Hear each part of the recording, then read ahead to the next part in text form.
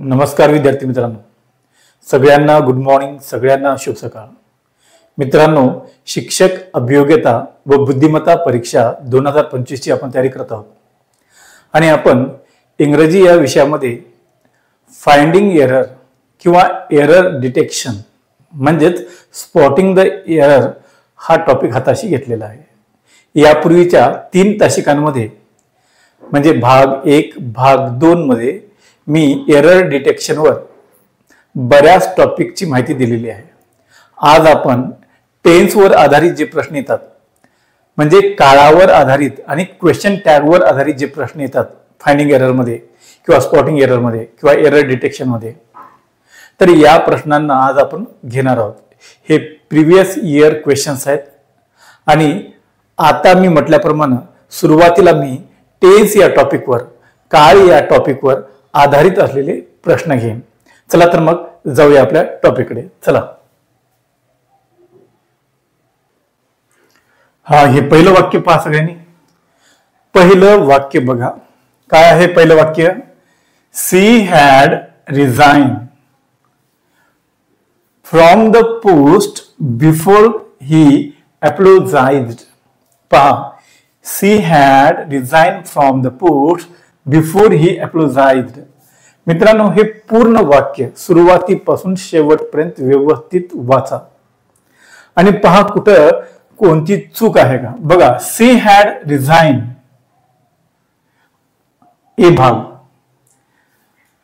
हा जो बी पार्ट आहे फ्रॉम द पोस्ट, आणि हा जो भाग आहे तो सी आहे बिफोर, आणि हा डी ही अप्लोजाइज्ड. कुठं काही ग्रॅमॅटिकल चूक आहे का?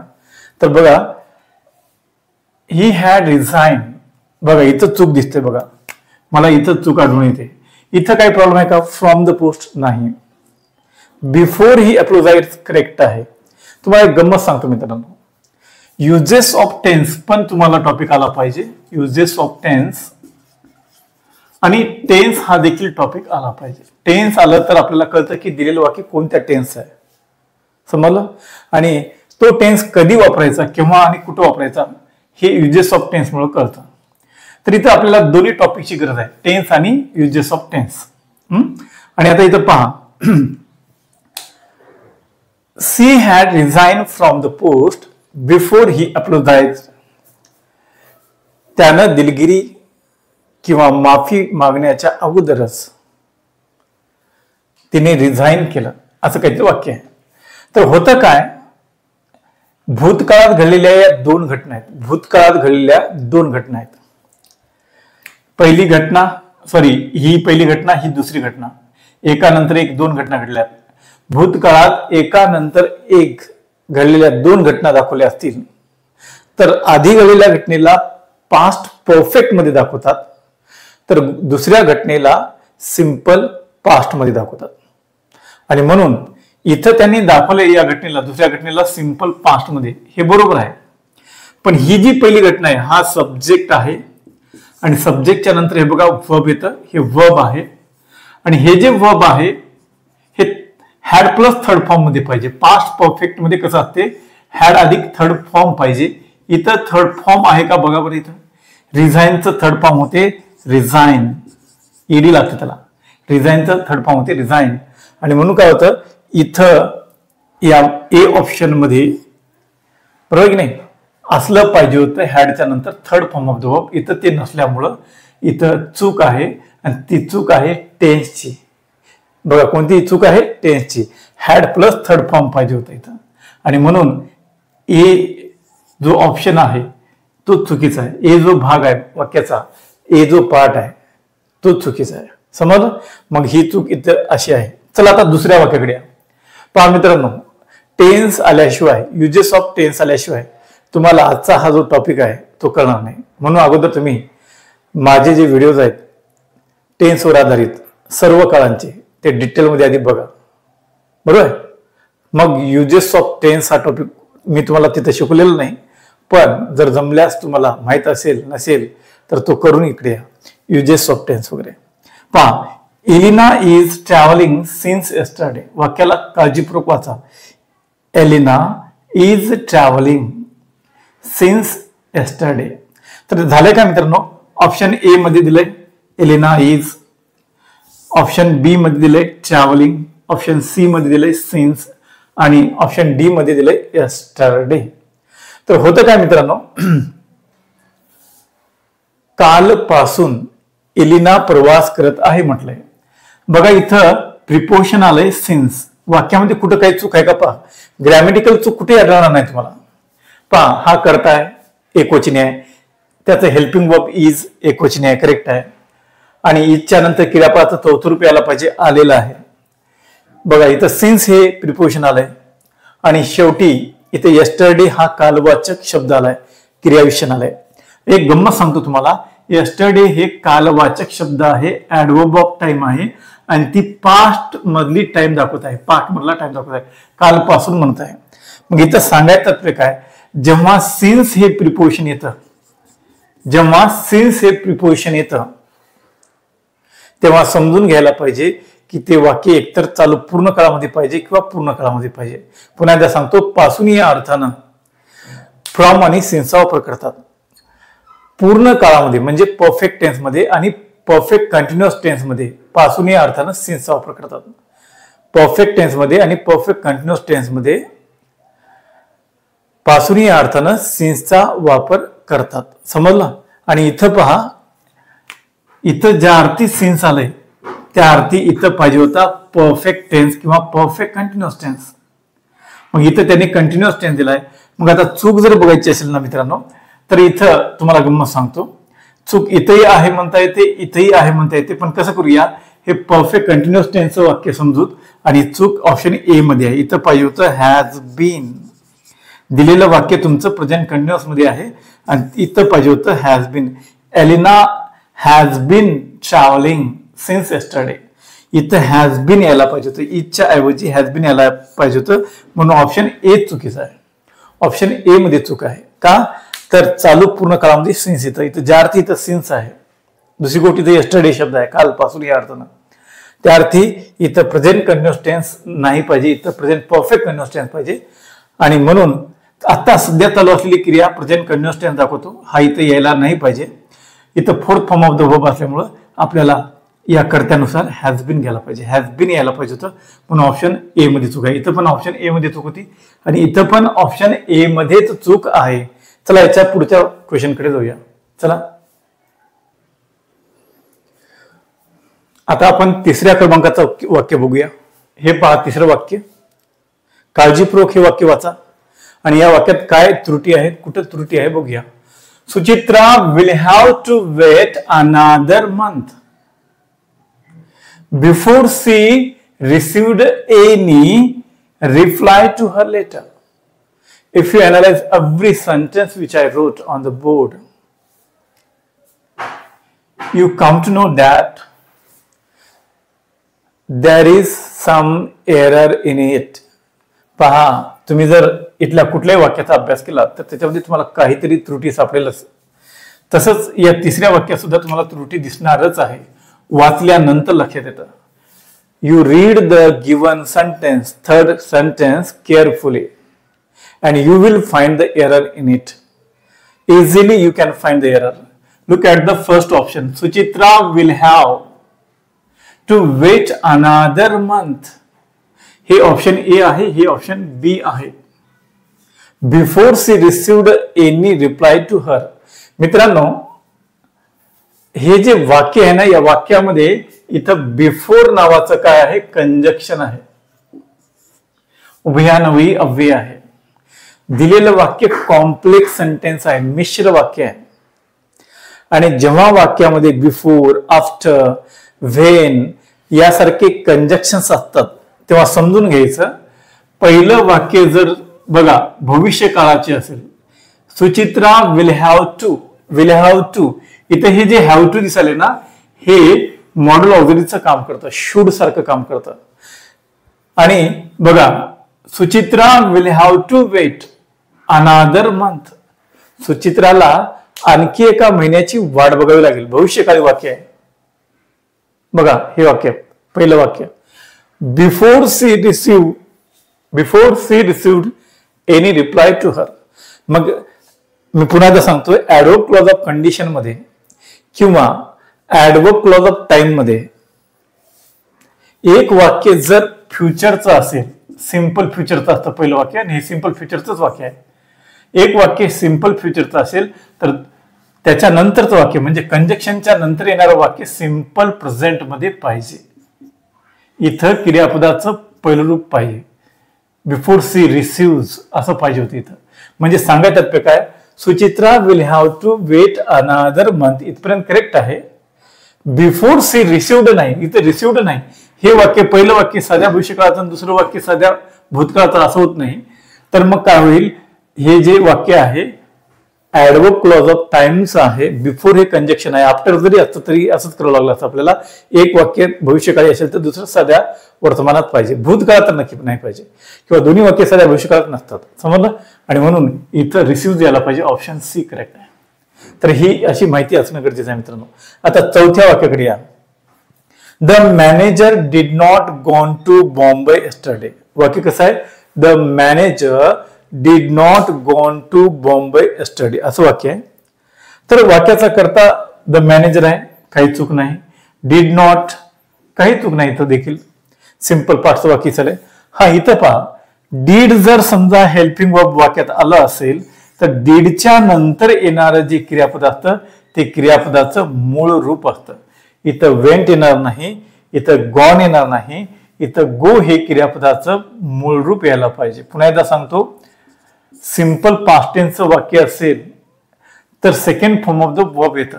वाक्य नकारार्थी असेल तर वाक्यामध्ये डीड अधिक नॉट अधिक क्रियापदाचं बेस फॉर्म येतं. बघा काय येतं, डीड अधिक नॉट अधिक base form of the verb अशी रचना असली पाहिजे. इथं डीड आहे, इथं नॉट आहे, इथं थर्ड फॉर्म दिले त्यांनी, थर्ड फॉर्मच्या जागी पाहिजे होतं base form of the verb. इथं गो पाहिजे. बघा गो घेऊन बघा, the manager did not go to Bombay yesterday असं उत्तर पाहिजे. म्हणून इथं काय आहे, त्रुटी आहे.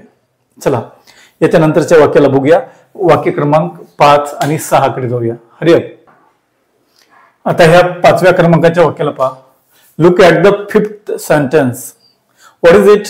The manager announced that the bridge would constructed within a week. The manager announced. मॅनेजरनं अनाउन्समेंट केली, आव्हान केलं, जाहीर केलं. That the bridge would constructed. पहा ऑप्शन ए हे आहे, तर that the bridge would constructed हे बी ऑप्शन आहे की नाही. इथून इथपर्यंत बीच ऑप्शन आहे. त्याच्यानंतर काय म्हटलं ऑप्शन सी मध्ये, within a weak. Within a weak म्हणजे मॅनेजरनं जाहीर केलं की तो जो ब्रिज आहे, तो जो पूल आहे वेळेच्या आत पूर्ण होईल. तर वाक्य वाचल्यानंतर, काळजीपूर्वक वाचल्यानंतर तुमच्या काय लक्षात येतं, तर लक्षात घ्या मित्रांनो, द मॅनेजर अनाउन्स्ड हा काय आहे, सिंपल पास्ट टेन्स आहे. द मॅनेजर अनाउन्स्ड हे मिश्र वाक्य आहे, कॉम्प्लेक्स सेंटेन्स आहे. आणि दॅटनं जोडलेलं हे वाक्य आहे. दॅटनं या वाक्याला, द मॅनेजर अनाउन्स्ड या वाक्याला दॅट या शब्दानं the bridge would constructed within a week या वाक्याशी जोडलंय. तर एक लक्षात घ्या, हे वाक्य सिंपल पास्टचं आहे, ही आधीची घटना आहे आणि ही भूतकाळातलीच काय आहे, भविष्यकालीन घटना आहे. म्हणजे भूतकाळामध्ये नंतर घडणारी ही घटना आहे. मग भूतकाळातील भविष्यकाळ दर्शनासाठी उड घेतात, पण उडच्या नंतर इथं थर्ड फॉर्म येत नाही. लक्षात घ्या, वुड, कॅन, कुड, should, may, might he model auxiliaries आहेत. यांच्या लगेच नंतर केवळ क्रियापदाचं मूळ रूप येतं, बेस फॉर्म येतं. जर तुम्हाला असं थर्ड फॉर्म वगैरे त्याच्यानंतर दिसलं असेल तर इथं काहीतरी पाहिजे. आणि इथं जे पाहिजे बघा, इथं या वाक्यामध्ये सिंपल पास्टचं आधीच वाक्य आहे आणि त्या भूतकाळातच घडणारी भविष्यकालीन घटना दर्शवण्यासाठी इथं वुड सोबत बी पाहिजे. बी नावाचं हेल्पिंग वर्ब घेतल्यानंतर हे थर्ड फॉर्म इथं योग्य वाटतं. आणि म्हणून त्रुटी जी आहे इथं आहे मित्रांनो, ऑप्शन बी मध्ये चूक आहे. The manager announced that the bridge would be, इथं बी पाहिजे होतं, would be constructed within a weak. म्हणजे वुड कन्स्ट्रक्टेड नाही, कधीच होणार नाही असं. शाल, शुड, मे, माइट, कॅन, कुड यानंतर कधीच सेकंड किंवा थर्ड फॉर्म येणार नाही, फर्स्ट फॉर्म सुद्धा येणार नाही, केवळ बेस फॉर्म रूट फॉर्म क्रियापदाचं मूळ रूप येईल. आणि जर समजा तुम्हाला जर असं क्रियापदाच्या मूळ रूपानंतर लगेच असं काही दिसलं सेकंड किंवा थर्ड फॉर्म, तर हे थर्ड फॉर्म आहे. थर्ड फॉर्म दिसलं तरी इथं असं कुठलं तरी हेल्पिंग वर्ब पाहिजे आणि इथं आहे बी.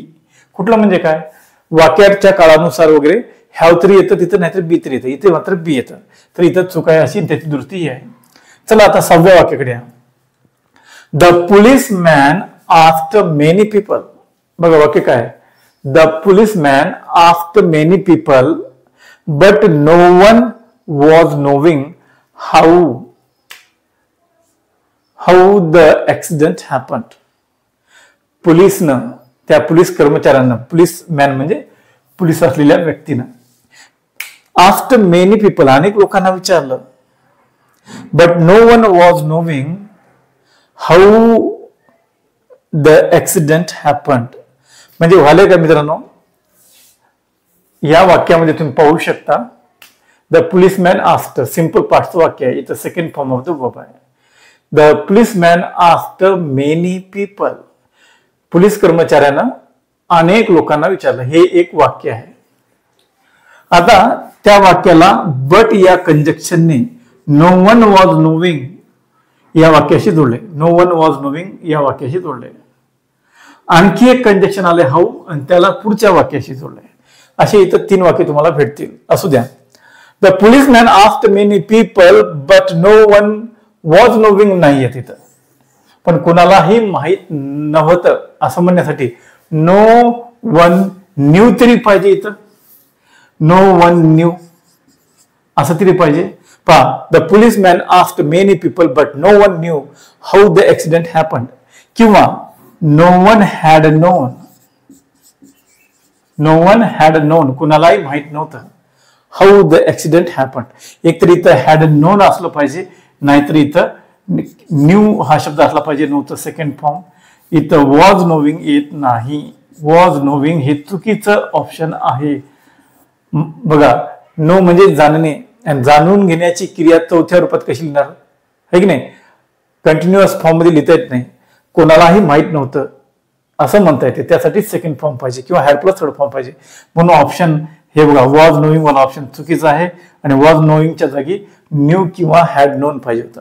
तर अशा रीतीनं टेन्सेसच्या या काय आहेत मिस्टेक्स आहेत, त्रुटी आहेत. आणि फाइंड द एरर किंवा डिटेक्ट किंवा स्पॉट द एरर जेव्हा म्हटलं जातं तेव्हा आपला टेन्स पक्का पाहिजे, युजेस ऑफ टेन्स पक्के पाहिजे. लक्षात आलं तुमच्या? चला यानंतरच्या वाक्यांकडे जाऊया. चला सगळ्यांनी या 7व्या वाक्याकडे या. 6वं वाक्य तुम्हाला समजलं असेल, त्याच्यामधली चूक कळली असेल तुम्हाला. तर आता 7व्या वाक्याकडे या. If the economy fails this year it reflects badly on government. पहा, हे इफ न सुरू होणार वाक्य म्हणजे कंजक्शन न सुरू होणार वाक्य आहे. आणि याचा अर्थ असा आहे की या वाक्यामध्ये 2 वाक्य आहेत, एका वाक्यात 2 वाक्य आहेत. एक आहे हे बघा, हे इफ न सुरू होणार कॉम्यापर्यंतचं वाक्य, आणि दुसरं आहे कॉम्याच्या नंतरचं वाक्य, म्हणजे कॉम्प्लेक्स सेंटेन्स आहे. या कंजक्शन मुळे आपण सांगू शकता की वाक्य कॉम्प्लेक्स सेंटेन्स आहे, मिश्र वाक्य आहे. तर मग इफ न सुरू होणारी जी वाक्य असतात ती ऍडवर्ब क्लॉज ऑफ कंडिशनची वाक्य असतात, कंडिशनल क्लॉजची वाक्य असतात, ऍडवर्ब क्लॉज ऑफ कंडिशनची वाक्य असतात. आणि याची गंमत अशी आहे, ऍडवर्ब क्लॉज ऑफ कंडिशन मध्ये अट दर्शवली जाते. अट जर तरची भाषा केली जाते. इफ द इकॉनॉमी फेल्स, बघा पहिल्या वाक्यामध्ये सिंपल प्रेझेंट दिलंय. If the economy fails this year, जर यावर्षी इकॉनॉमी फेल झाली. माझ्या म्हणते इथं इफेक्ट शब्द असेल बघा, इफेक्ट, रिफ्लेक्ट नसेल, इट इफेक्ट्स. तर बघा, it effects badly on government, हा इफेक्टच आहे. पहा, if the economy fails this year it effects badly on government. तर काय चुकलं मित्रांनो? ग्रॅमॅटिकल चूक तुम्हाला कुठेही आढळत नाही, पण एक नियम आहे आणि तो युजेस ऑफ टेन्सचा नियम आहे. ऍडवर्ब क्लॉज ऑफ कंडिशन मध्ये, कंडिशनल क्लॉज मध्ये इफ न सुरू होणार किंवा वेदर न सुरू होणार किंवा अनलेस न सुरू होणार म्हणजेच सबऑर्डिनेट क्लॉज असलेलं वाक्य सिंपल प्रेझेंट मध्ये असेल तर दुसरं वाक्य म्हणजे मेन क्लॉजचं वाक्य सिंपल फ्युचर मध्ये पाहिजे. म्हणजे इथं पाहिजे होतं विल इफेक्ट, इथं काय पाहिजे होतं विल इफेक्ट. ऑप्शन सी मध्ये चूक आहे. पुन्हा एकदा सांगतो, ऍडव्हर्ब क्लॉज ऑफ कंडिशन मध्ये एक वाक्य म्हणजे कंजक्शन न सुरू होणार वाक्य सिंपल प्रेझेंट मध्ये असेल तर दुसरं वाक्य सिंपल फ्युचर मध्येच पाहिजे. आणि झालंय काय, हे जे वाक्य आहे ज्याच्यामध्ये ऑप्शन सी आणि डी दाखवलं आपल्याला, ते वाक्य सिंपल फ्युचर मध्ये नव्हतं, त्यांनी आपल्याला असं दिलं होतं. तर इथं आपल्याला लिहायला पाहिजे होतं विल इफेक्ट. काय लिहायला पाहिजे होतं इथं, विल इफेक्ट. त्रुटी इथं आहे म्हणून इथं चूक आहे. चला, म्हणजे इफेक्टच्या जागी काय असलं पाहिजे होतं, इफेक्टच्या जागी विल इफेक्ट. समजलं. चला, यानंतर 8व्या वाक्याकडे या. वी डू होप, आम्ही आशा करतो. We do hope you are enjoy this online course, की तुम्ही या ऑनलाईन कोर्सचा आनंद घेत आहात. इन आर्ट अँड क्राफ्ट, बघा आर्ट आणि क्राफ्टवर आधारित असलेले हे जे काही ऑनलाईन कोर्स आहे तुम्ही त्याचा आनंद घेतात असं वाक्य आहे ते. समजलं. चला, तर इथे कसं आहे मित्रांनो, थोडंसं काळजीपूर्वक पहा, तुम्हाला फार मोठी मिस्टेक इथे लक्षात येईल. वी डू होप, आम्ही आशा करतो, इथपर्यंत एक वाक्य आहे. दुसरं वाक्य इथे आहे पहा, you are enjoy. You are enjoy इथं चूक आहे. बघा काय चूक आहे पहा. आर हे बीचं वर्तमानकाली रूप आहे. बी नावाचं सहाय्यक क्रियापद आहे आणि त्याची वर्तमानकाली रूप आहेत इज किंवा एम किंवा आर. आणि टेन्स मध्ये, युजेस ऑफ टेन्स मध्ये मी सांगितलंय बीच्या रूपानंतर क्रियापदाचं चौथं रूप येत असतं. इज किंवा एम किंवा आर ही बीची रूपे आहेत आणि बीच्या रूपानंतर नेहमी क्रियापदाचं काय येतं, फोर्थ फॉर्म येतं, कंटिन्युअस फॉर्म येतं. एन्जॉय या शब्दाला आयएनजी लावलेला आहे का बघा, तर नाही, म्हणून इथं काय पाहिजे होतं, आयएनजी पाहिजे होतं. तर नाहीतर मग बघा यू आर एन्जॉईंग तरी म्हणा, नाहीतर यू एन्जॉय म्हणा, असं तरी म्हणा. पण होतं का इथं आर असल्यामुळं फोर्थ फॉर्म पाहिजे, एन्जॉईंग असं पाहिजे होतं. म्हणून ऑप्शन बी मध्ये त्रुटी आहे. कुठं चूक आहे, ऑप्शन बी मध्ये. चला इथं पुढच्या वाक्य मित्रांनो, ही शेवटची 2 वाक्य पहा आणि ही वाक्य जी आहेत या वाक्यांमध्ये काय काय त्रुटी आहेत हे आपण बघूया. पहा, पहिलं वाक्य बघा, he was unable to help me because he had been failed to arrange money. म्हणजे पहा इथे काय म्हटलंय, he was unable to help me. Option A, he was unable to help me. त्याच्यानंतर काय म्हणतोय ऑप्शन बी, एक मिनिट थांबा, he was unable to help me, he option A आहे. He was unable to help आणि हे आहे option बी. झालं. त्याच्यानंतर ऑप्शन आहे सी हे आणि हे ऑप्शन आहे डी इथपर्यंत. तर वाक्य पहा, he was unable to help me because he had been failed to arrange spelling पण पाहून घ्या, अरेंज द मनी. आता इथं काय चूक आहे, कुठे चूक आहे बघूया. He was unable to help me, इथपर्यंत काही चूक नाही. बिकॉज, कारण he had been failed to arrange the money. बर मित्रांनो, काळजीपूर्वक वाचा, तुम्हाला लगेच चूक लक्षात येईल. पुन्हा एकदा पहा, he was unable to help me, इथं काही चूक नाही इथपर्यंत. ए मध्ये काही चूक नाही. Because he had been failed, because he had been failed. बघा बी ऑप्शन इथपर्यंत आहे, तर सी ऑप्शन हा होता. तर ही हॅड बीन फेल्ड इथं चूक आहे. पहिलं वाक्य बघा सेकंड फॉर्म वाला आहे, he was unable to help me, तो माझी मदत करू शकला नाही. आता युजेस ऑफ टेन्सचा टॉपिक माहित पाहिजे तुम्हाला. भूतकाळात घडलेल्या घटनेचं कारण सांगण्यासाठी, भूतकाळात घडलेल्या घटनेचं he was unable to help me, तो माझी मदत करू शकला नाही. म्हणजे भूतकाळात घडलेली ही घटना आहे आणि त्या घटनेचं कारण रिझन सांगण्यासाठी हॅड प्लस थर्ड फॉर्मचा वापर करतात, म्हणजे पास्ट परफेक्टचा वापर करतात. हा नियम आहे. भूतकाळातील घटनेचं कारण सांगण्यासाठी, रिझन सांगण्यासाठी पास्ट परफेक्ट टेन्सचा वापर करतात. तुम्हाला हे पास्ट परफेक्ट आहे नाही, हे बघा इथं बिन यायला नाही पाहिजे. हे बिन जो शब्द आहे पॅशिव्ह वॉइस मध्ये येतो, इथं पाहिजे होतं हॅड फेल्ड. बीन त्यांनी उगाच घेतलं. बीन नाही घ्यायला पाहिजे होतं. इथं हॅड फेल्ड असं पाहिजे होतं, म्हणजे हॅड अधिक थर्ड फॉर्म पाहिजे होतं, आणि म्हणून ऑप्शन सी मध्ये चूक आहे. He was unable to help me because he had failed to arrange the money. तो माझी मदत करू शकला नाही कारण त्याला पैसे अरेंज करता आले नव्हते. बरोबर आहे. आणि म्हणून इथं जर तुम्ही बिन ठेवला तर वाक्य पेशवेच होतं. बिनची इथं गरजच नाही, आणि म्हणून इथं बिन असल्यामुळे इथं चूक होती, मिस्टेक होती. चला आता शेवटच्या 10व्या वाक्याकडे या. इफ यू हॅव रिमेन्ड काम यू कुड हॅव सेव्ड द सिच्युएशन. पहा वाक्य कसं आहे. इफ यू हॅव रिमेन्ड काम यू कुड हॅव सेव्ड द सिच्युएशन. जर तू शांत राहिला असतास तर तू सिच्युएशनला सांभाळलं असतंस, अशा प्रकारचं वाक्य आहे. जर तरचं वाक्य आहे. तर इथं काय चूक आहे, काय त्रुटी आहे या वाक्यामध्ये, काळजीपूर्वक वाचा. हे पण वाक्य आहे कॉम्प्लेक्स सेंटेन्सचं. कोणतं वाक्य आहे? कॉम्प्लेक्स सेंटेन्स आहे. इफ यू हॅव रिमेन्ड काम यू कुड हॅव सेव्ड द सिच्युएशन. एक गंमत सांगतो मित्रांनो.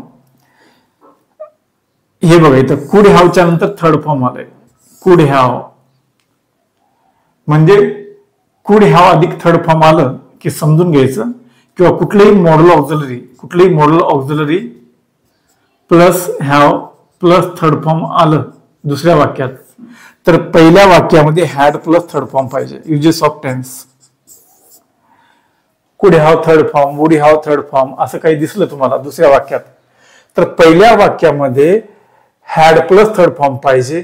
म्हणजे इथं हॅवच्या जागी हॅड पाहिजे. पहिलं वाक्य पूर्ण भूतकाळात असेल तर दुसरं वाक्य वुड हॅव कुड हॅव थर्ड फॉर्म वाला असतं. मग इथं ज्या अर्थी कुड हॅव प्लस थर्ड फॉर्म आहे त्या अर्थी इथं हॅड प्लस थर्ड फॉर्म पाहिजे. हा पण युजेस ऑफ टेन्सचा रूल आहे. इफ यू हॅड रिमेन्ड काम, जर तू शांत राहिला असतास तर, जर तरचं वाक्य आहे कंडिशनल क्लॉज. यू कुड हॅव सेव्ड द सिच्युएशन. हे कुठे असेल बघा. हॅड प्लस थर्ड फॉर्मचं आधीचं वाक्य असेल तर दुसरं कुड हॅव प्लस थर्ड फॉर्मचं वाक्य वुड हॅव प्लस थर्ड फॉर्मचं वाक्य असते. हे फक्त कंडिशनल क्लॉज मध्ये. ह्या गोष्टी ध्यानात ठेवा.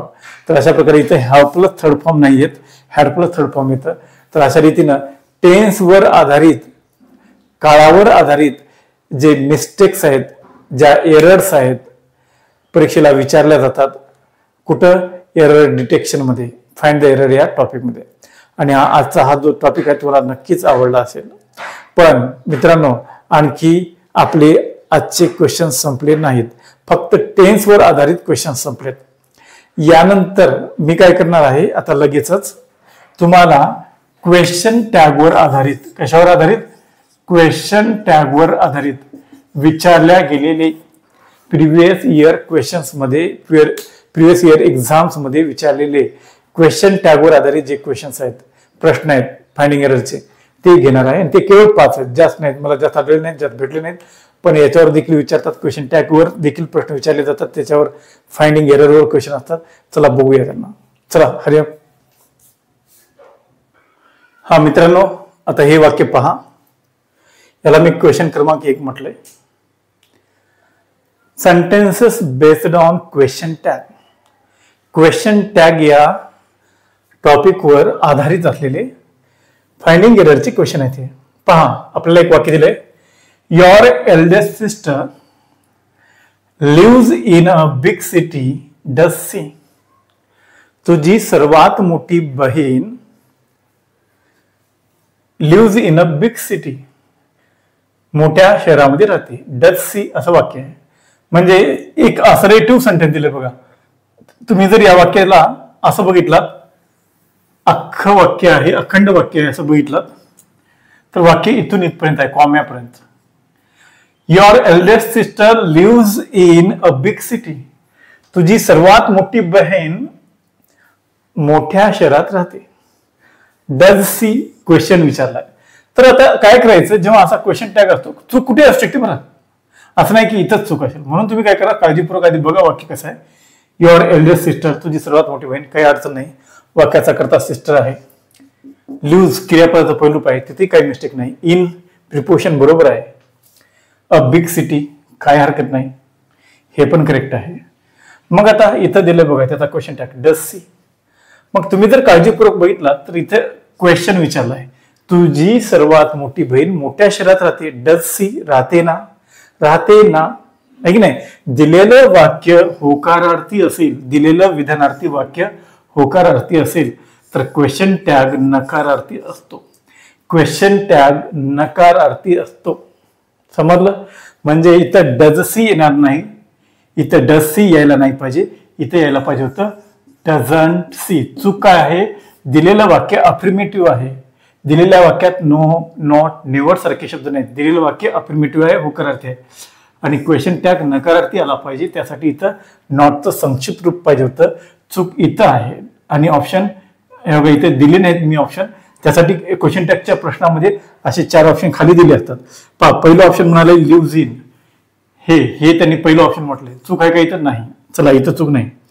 बी ऑप्शन डज सी, हे बघा, हे बी ऑप्शन त्यांनी दिले डज सी, आणि चूक इथं आहे. हो का. Option C a big city दिले, याच्यात काही चुकी नाही. Option D your eldest sister म्हटलंय, याच्यात काही चूक नाही. चूक कुठे आहे? डज सी मध्ये चूक आहे. डझंट सी पाहिजे होतं इथं. चला, आता यानंतरच्या क्वेश्चनकडे जाऊया. हा प्रश्न तुम्हाला चांगल्या रीतीने समजला असेल. हा मित्रांनो, हे दुसऱ्या क्रमांकाचं वाक्य पहा. त्यांनी वाक्यातच इथं म्हटलं ए, याला म्हटलंय बी, याला म्हटलंय सी, आणि याला म्हटलंय डी. चला पहा, कुठं काही चूक आहे का. ही ओंट, बघा, ही ओंट असं वाक्य आहे. पहिलं option, he won't come to school. पहा, विल अधिक नॉटचं संक्षिप्त रूप, विल अधिक नॉटचं संक्षिप्त रूप होतं ओंट. काय होतं? ओंट. ही won't come to school tomorrow. तो उद्या शाळेला येणार नाही. म्हणजे वाक्यामध्ये इथं ओंट आहे म्हणजे काय आहे? विल नॉट आहे. He will not come to school tomorrow. तो उद्या शाळेला येणार नाही असं वाक्य आहे. मग क्वेश्चन टॅग आपल्याला करा म्हटलंय. इथं काही चूक नाही. कम क्रियापद मूळ बरोबर आहे, टू प्रिपोजिशन बरोबर आहे, स्कूल बरोबर आहे, टुमॉरो ऍडवर्ब ऑफ टाइम बरोबर आहे. इथपर्यंत काही चूक नाही. मग क्वेश्चन टॅग जो विचारला याच्यावर, इथं बघा, इथं कॉमा असतो, आणि इथं क्वेश्चन टॅग जो विचारलाय won't he won't come to school tomorrow won't he, इथं चूक आहे का? तर उत्तर आहे हो, इथं चूक आहे. इथं चूक आहे का? दिलेलं वाक्य निगेटिव्ह आहे. ओंट, इथं विल नॉट आहे. विल नॉट, ओंट म्हणजे विल नॉट. तर क्वेश्चन टॅग जो आहे, विचारलेला क्वेश्चन टॅग अफर्मेटिव्ह पाहिजे. काय पाहिजे? अफर्मेटिव्ह पाहिजे. अफर्मेटिव्ह म्हणजे काय? होकारार्थी पाहिजे. म्हणजे इथं ओंट न घेता इथं पाहिजे होतं वेल. ओंट न घेता इथं काय पाहिजे होतं? विल. विल ही बरोबर आहे. पहा, he won't come to school tomorrow, question tag होते विल ही. तर हे उत्तर यायला पाहिजे होतं. मित्रांनो, आता हे तिसऱ्या क्रमांकाचं वाक्य पहा. She used to teach dance in a school did she. आता असं वाक्य दिलंय आणि विचारलंय कुठं त्रुटी आहे. ऑप्शन ए म्हटलंय इन अ स्कूल, म्हणजे इथं काही चूक आहे का विचारतं. इथं हे ऑप्शन ए म्हटले त्यांनी, इथं काही चूक नाही. बघा ना, सी करता युज्ड टू मॉडल ऑक्झिलरी आहे. हे मॉडल ऑक्झिलरी आहे. कोण आहे? युज्ड टू मॉडल ऑक्झिलरी आहे. Need to, used to, dare to, आहे की नाही. त्याच्यानंतर टीच हे क्रियापदाचं बेस फॉर्म आहे. Base form of the verb आहे. आणि डान्स हे नाउन आहे. इथे काही चूक नाही. She used to dance in a school, ती शाळेमध्ये डान्स करायची. डिड सी, करायची ना, डिड सी असं म्हटलंय. तर मग चूक कुठे आहे ते बघायचं. तर तुम्हाला गमत सांगतो, इन अ स्कूल मध्ये चूक नाही. टीच डान्स, इथे काही त्रुटी नाही वाक्यात. She used to, option A मध्ये सुद्धा चूक नाही. ऑप्शन डी मध्ये चूक आहे. काय चूक आहे सांगतो तुम्हाला. तर एक तर चूक अशी आहे की दिलेलं वाक्य अफर्मेटिव्ह आहे. दिलेलं वाक्य अफर्मेटिव्ह आहे आणि इथं पाहिजे होतं निगेटिव्ह. एक चूक ही आहे. झालं. आणखी एक चूक इथं आहे.